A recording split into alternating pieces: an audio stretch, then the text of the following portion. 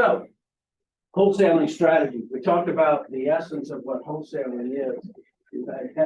Wholesaling is all about service. Its ability to uniquely connect to a particular group of their consumers, which tends to be B2B. Well, wholesaling is huge and it's gigantic, but to the buyer, it's mostly invisible.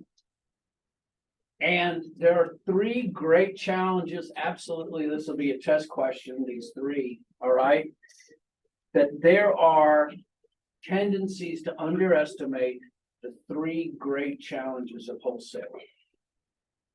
They are to do the job correctly, which means no errors.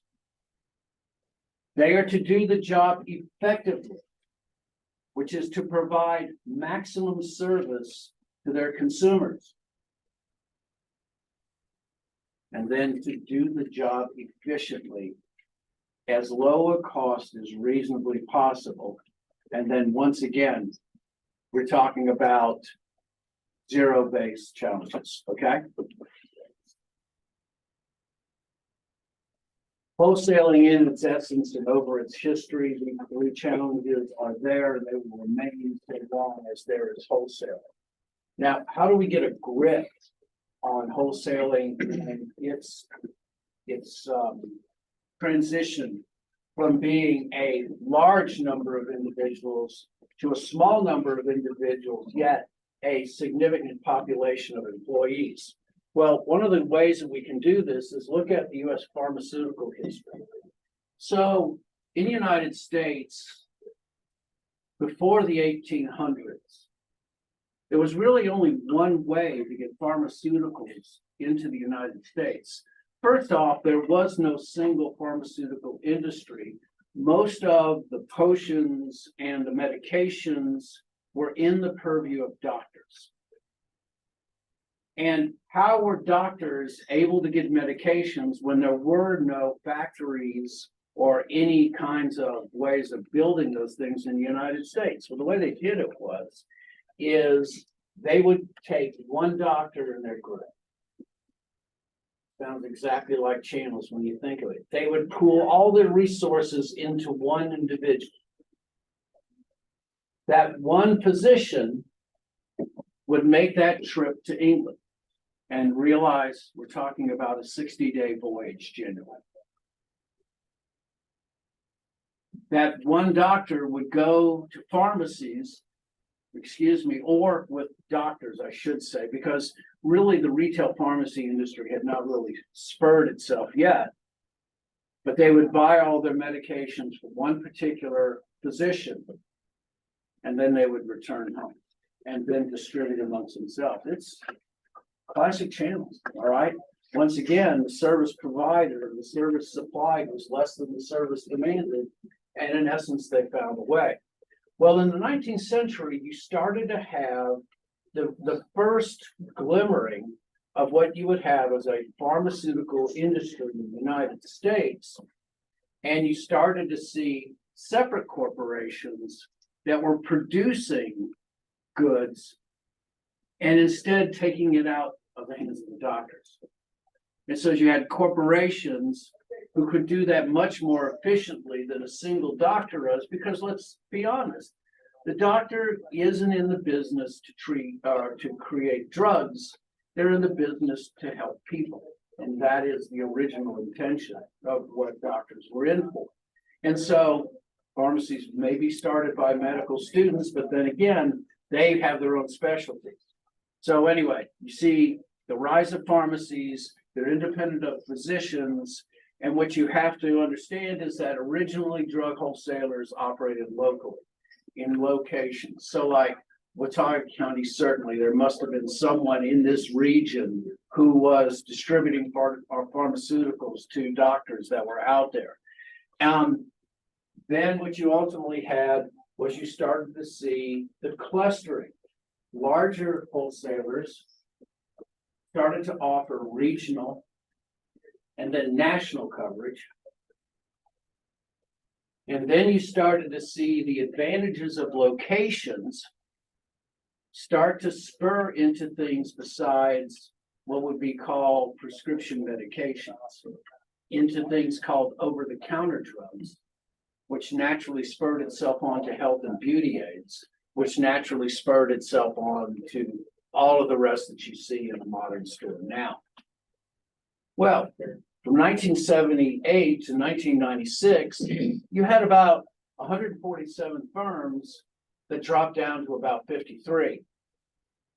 Now at the end, now we're looking at around 6 firms that have about 70%, 77% of the market.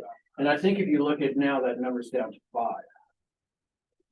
So what made all this change? All right. And what took it so long to understand really the economies of scale? Well, one of those things we got to go back to, if the retail trade is enormous in its physical amount of work, then you can rest assured that they had the same things in the wholesale industry. The wholesale industry is an enormous amount of work on picking. In other words, taking those goods from the wholesaler shelves so that they can be delivered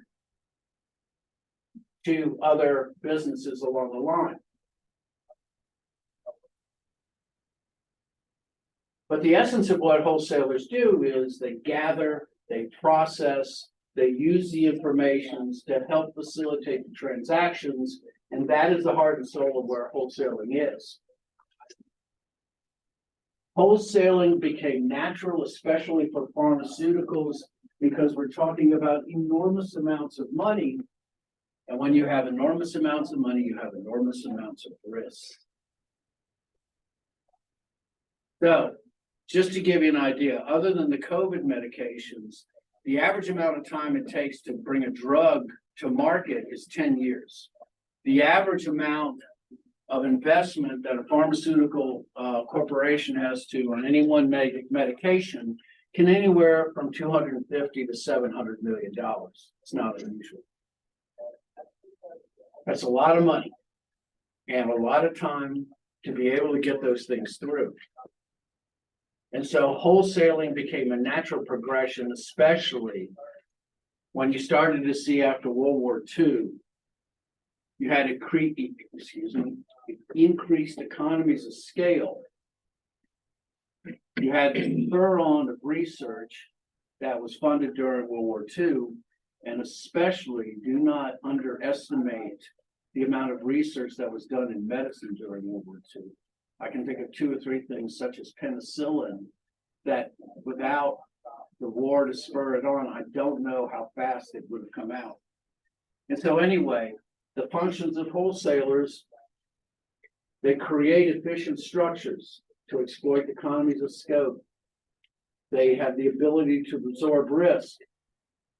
They can gather information from their buyers to better facilitate their purchases.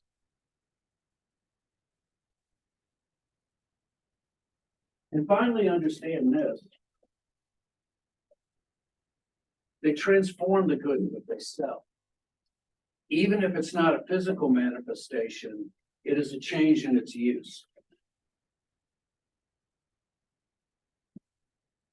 Many times they do the things that manufacturers do. But that really single thing, I talk about it again and again with wholesaling, is that they create service for their consumers, and their consumers are businesses.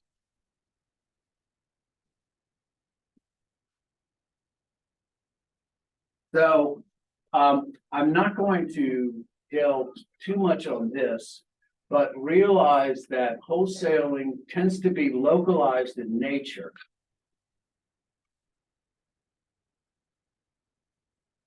And the example that the book is agriculture in Niger. And Niger is looked at as the breadbasket of Africa. It could expand much further, but unfortunately Niger has had centuries of exploitation. And so they will not allow international groups or multinationals to come in and exploit their goods. Wholesaling strategies generally prefer local help, and I can understand that.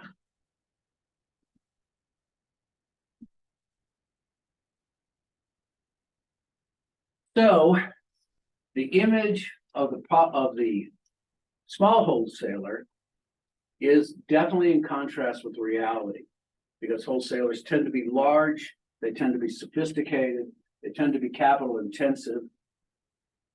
The pressure comes from multi-unit retailers with large purchasing groups that make wholesalers grow, or they don't survive. Growing many times means acquisition. And then they have the scale to really help their customers. Now, the problem is in the consolidation wave, how do you pick the winners? If you're looking to find acquisitions or to be acquired, how do you find partners in that group?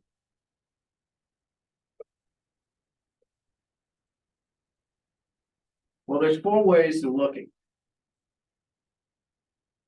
There are what are called catalyst firms that their sole function is to go out there and acquire, get as many new ones as they possibly can.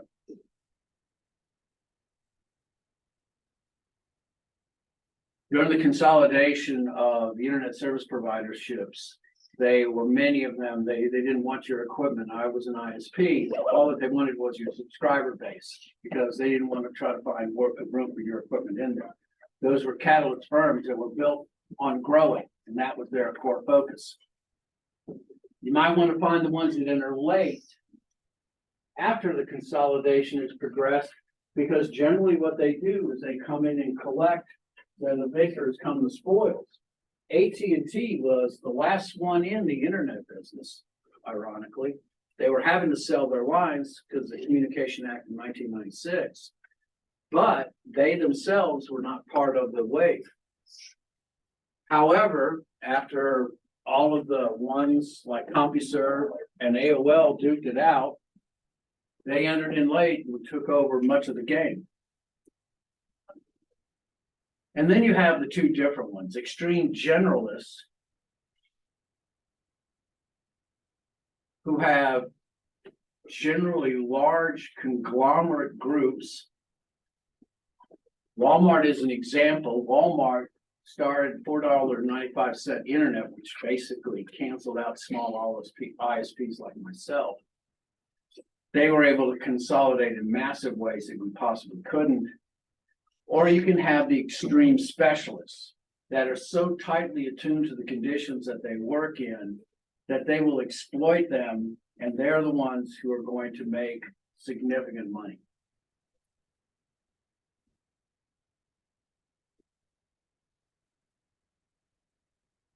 The second thing you can do is invest in fragmentation. In other words, define narrower and narrower and narrower your focus. And so Moody Price has focused on the oil field, when much of the work that they could do could be done in hospitals, generators there, in factories. They could, but they prefer to focus on the oil field because that particular bailiwick is very profitable for them. And there's also something to be said that the rest of the market is pretty crowded. You can vertically integrate forward.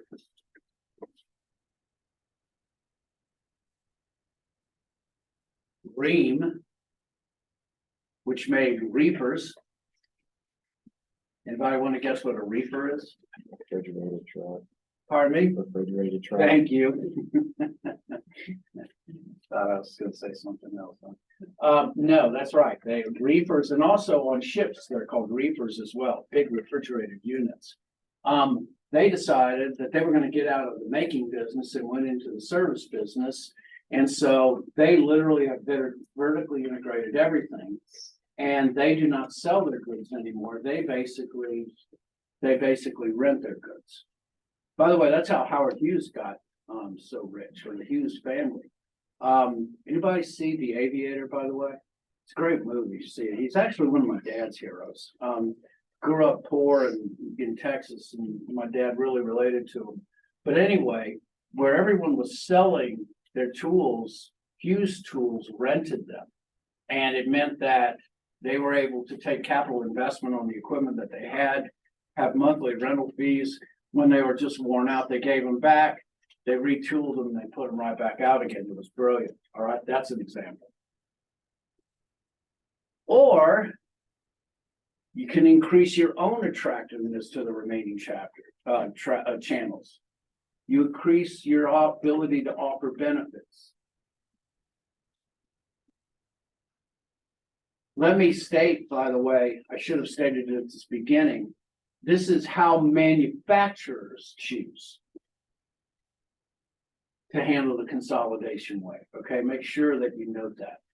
Manufacturers. How does a manufacturer pick a winner in the wholesale groups? And these are the 4 ways that you do it. First, you try to find the winners. The next, you invest in fragmentation. The third, you just throw it out and you vertically integrate forward, you do it yourself. And then finally, you increase your own attractiveness to the remaining channels.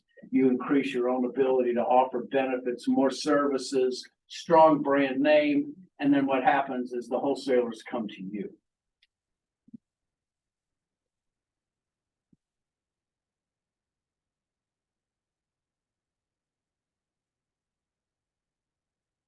And so, what's the future in wholesale?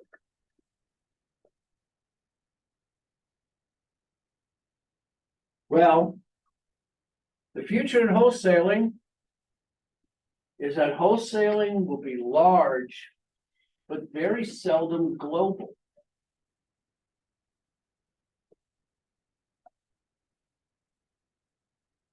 Wholesaling has the advantages from NAFTA and GATT, North American Free Trade Agreement, the generally accepted tariff and treaties.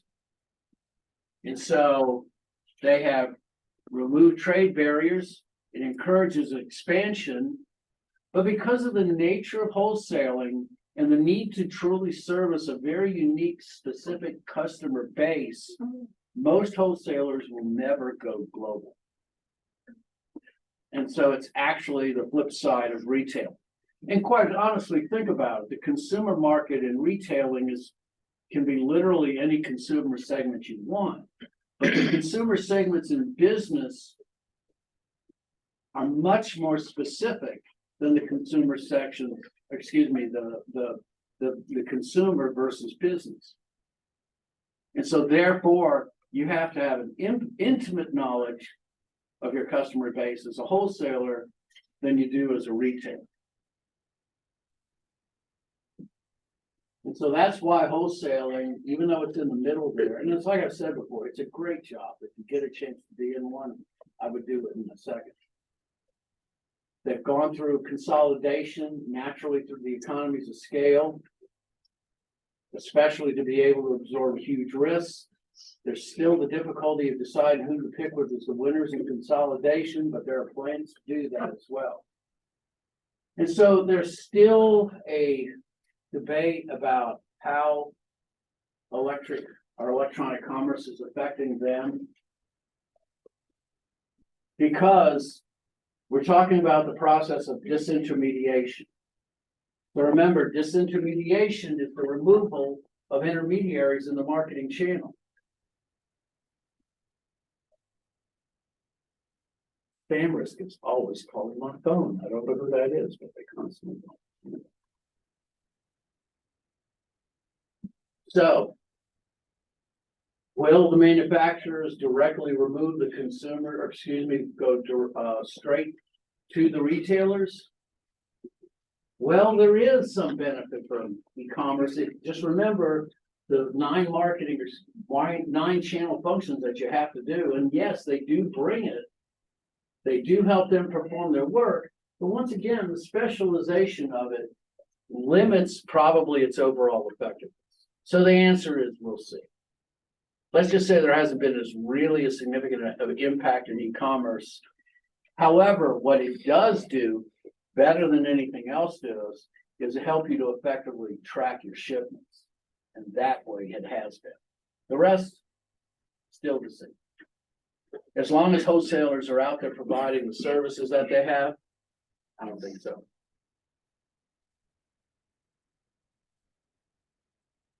One last one to talk about, which has been one in the trends for years, which is an alternative to wholesaling, is what's known as the reverse auction.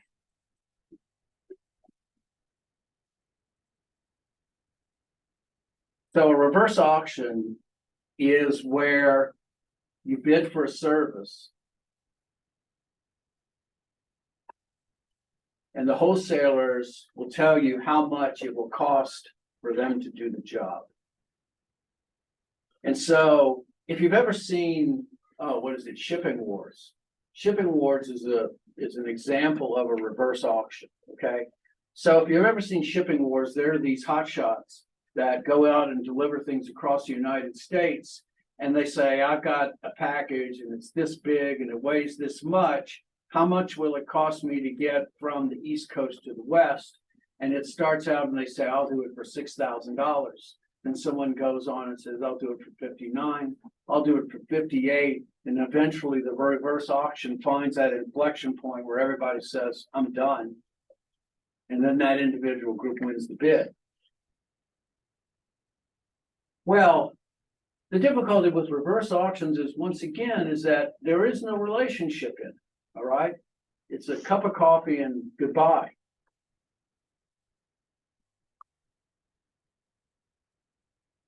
And so reverse auctions are difficult. They need to be managed, but once again, what is it that you're in business for? Usually the answer is always, is if the service you need, it tends to be generic in nature, then it's the lowest cost. Always that, remember.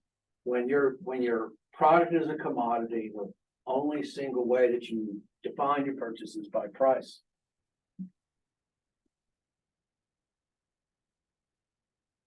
It has always been difficult to calculate profitability because so much service is connected in there. But unfortunately, if you're a buyer for a large organization, like let's say you are a Dollar General, you're hammering through one thing and one thing alone. You are trying to lower the cost that you possibly can.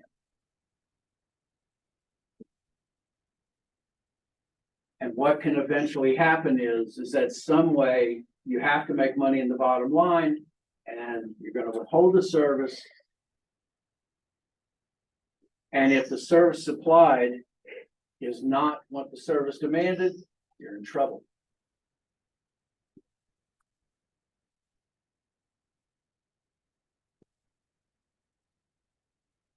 Just the last few things about fees for services. If you are a wholesaler and you are attracted to this model, you're getting into what's known as ABC, which means activity-based costing. Be able to define exactly how much a particular item costs, organizations assign cost into the approximation of activities that are needed to support each company. And so you try to do it in a cookbook fashion. If we do daily deliveries at 8 hours, it costs you this much. If we do daily deliveries within 4 hours, it costs this much. It kind of works, kind of.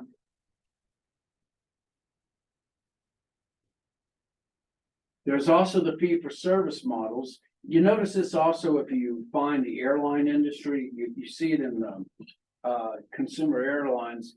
The differences, of course, between a Delta and a Spirit airline. Yet, if I'm not mistaken, Spirit is owned by Delta, but they provide very different levels of satisfaction. The idea is basically you break the connection between the pricing model and the value model, and everything becomes a cost.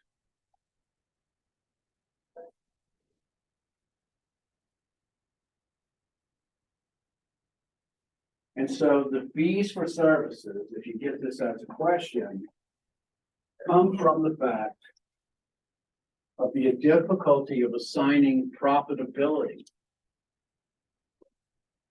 in the wholesale model.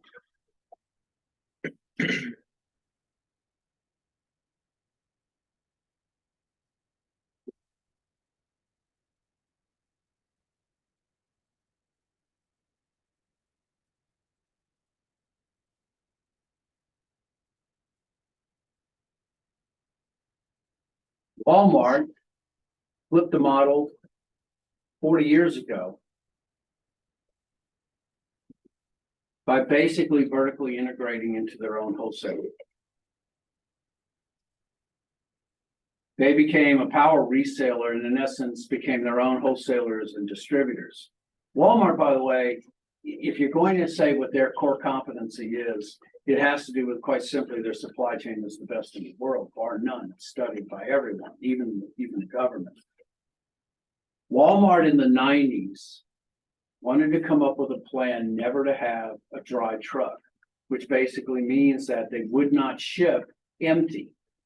It took a lot of work, a lot of computer software, but eventually they got it to that. And so that makes them more efficient than anyone else, all right? Power retailers will do things like buy in large quantities and usually product categories. This was before Toys R Us cratered. And that they take a strong position in the channel. And here's one of those conflicts that happens. Who do you pay more attention to, the wholesaler or power retailer who does 40% of your business? And that's one of the difficulties also that brings about that Faustian bargain again, where if I dedicate 40% of my total output to one particular retailer, what happens to the rest of my business? And that's where Walmart has made significant inroads into manufacturing. And so you have an upstream manufacturer vertically integrating down into the wholesaler groups. And then you have power retailers that are vertically upstreaming into the wholesale industry.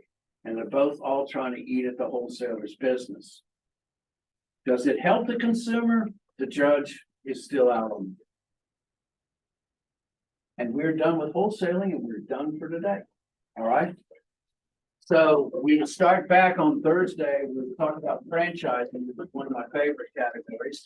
Yes. What is the position paper do? Because it says it as you learn, like it's due on Thursday, but it also says Friday. It's Thursday. Okay, it should be, wait, excuse me. Friday is November 7th, right? It's like this Friday, it's the 3rd. Yeah, 3rd. Okay. I'm sorry, it is this Friday. Yes. Is that in the same groups as the first one? Yes, same groups. Remember, it's going to be on autonomous vehicle. All right, have a good Halloween. Hope to see you at the show. Does that mean our Yes, Thursday? it'll be a week ago. Okay, yes.